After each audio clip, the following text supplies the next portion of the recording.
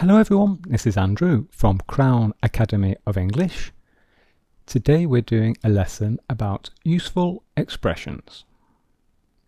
So, this is part 2 of a series of videos about useful expressions. And in this lesson, you will learn 6 new expressions.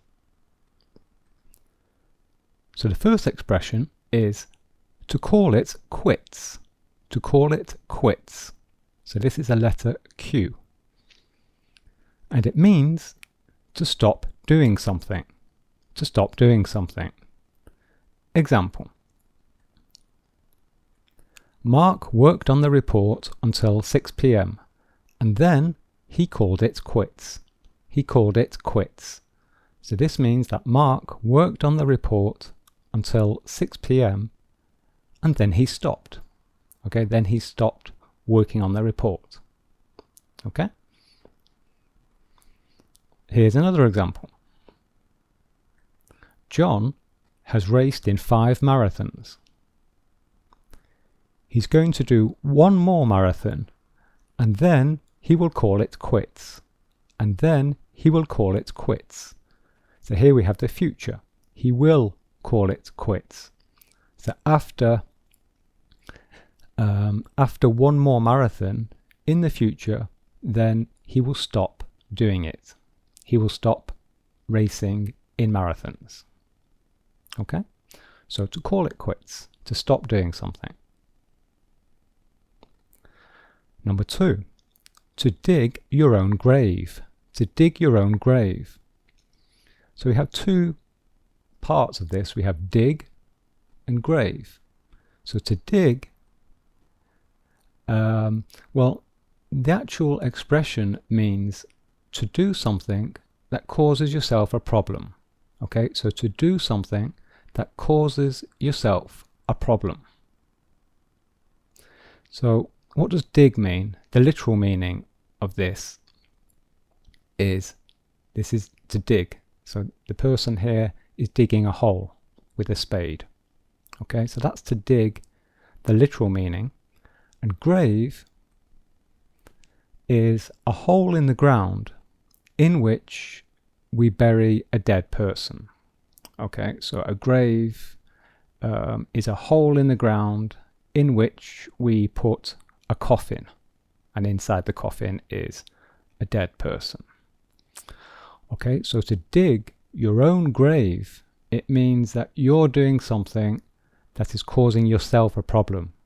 So you are the only person who is responsible for the problem. It's your fault. Okay, if you dig your own grave, you do something, you cause a problem, and it is your fault. No one else's fault. It's your fault. So here's an example. David dug his own grave by not doing his job. David dug his own grave by not doing his job. So dug, D-U-G, this is the past form of the verb dig. So this is the past form. So David didn't do his job. Okay, he was lazy. He didn't work hard. He just rested all day. And so this caused himself a problem. Obviously his boss did not like that. But it's his own fault. Okay, it's nobody else's fault. David is responsible for his own problems. Okay? Here's another example. This is a very common example in modern day life. Mark dug his own grave by insulting his boss on social media. So again, we have the past tense here. So Mark insulted his boss on Facebook or Twitter, and obviously this caused him problems, but it's nobody else's fault. That's Mark's fault, because Mark wrote those insults on social media. Okay, so Mark is responsible. It's his own fault. Mark dug his own grave. He caused himself the problem. Okay?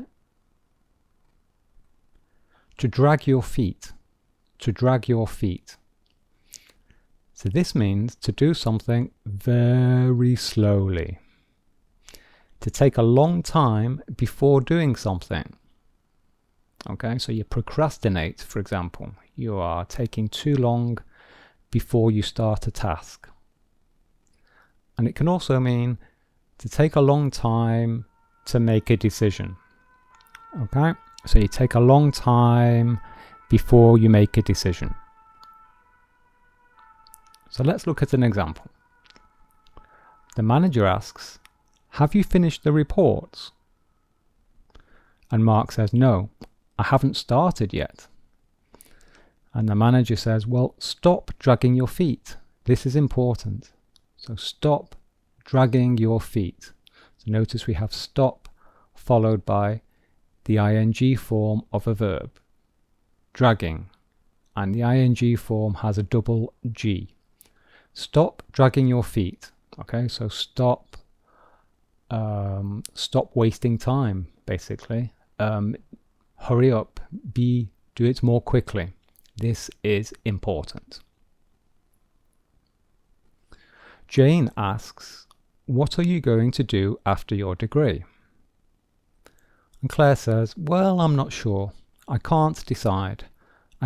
I'll think about it another time." So Claire is dragging her feet. Claire is dragging her feet. Okay, so she's taking a long time to make a decision. Okay, she has an important decision to make about her future, but she's taking a long time.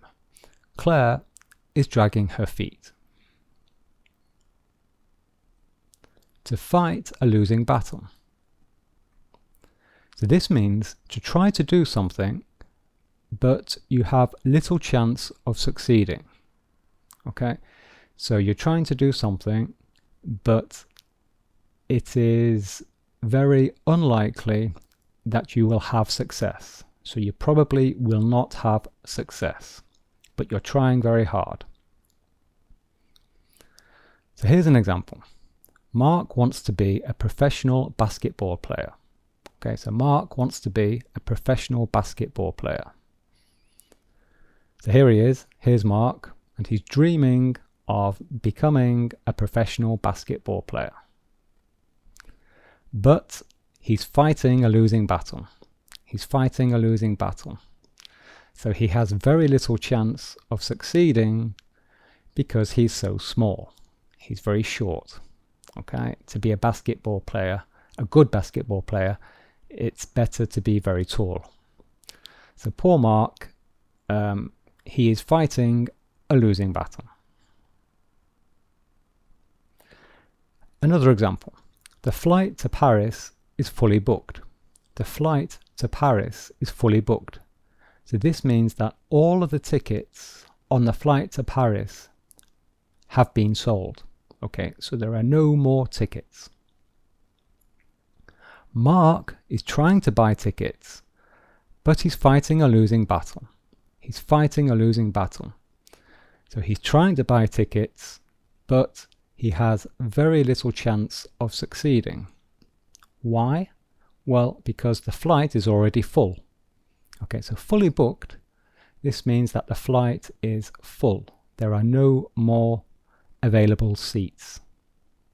Okay? Fighting a losing battle.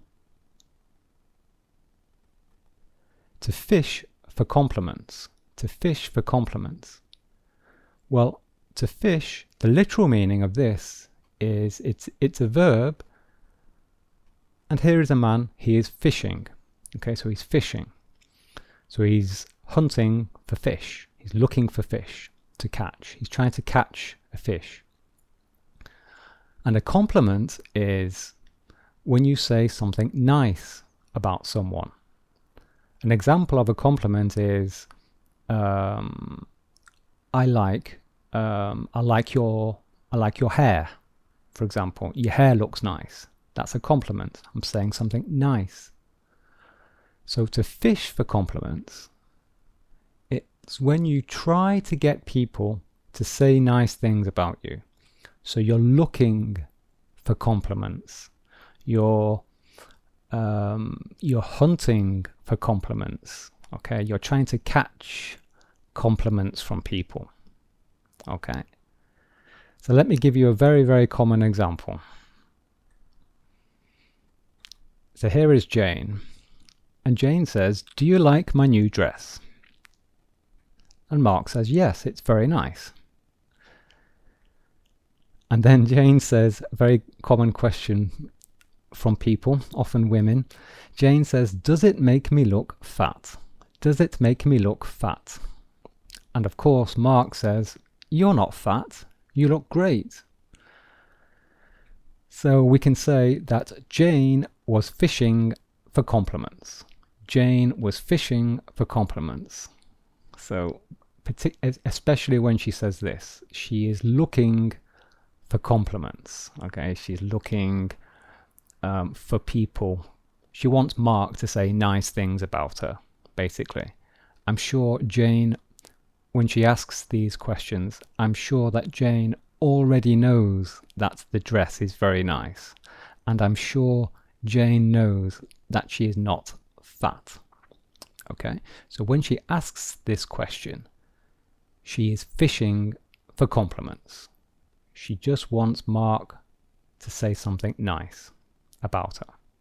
And men do this as well, of course. It's not only women who fish for compliments. Men also fish for compliments. They say, "Are my muscles big?" or "Do you like my car?" or anything. Do you think I'm tall? Lots of things, okay? Lots of different people fish for compliments.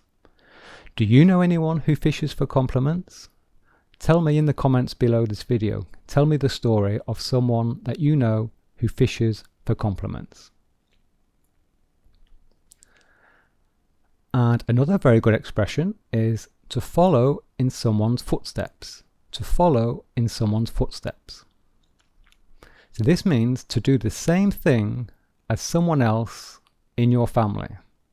Okay, so you're following the action of someone older than you, usually, in your family.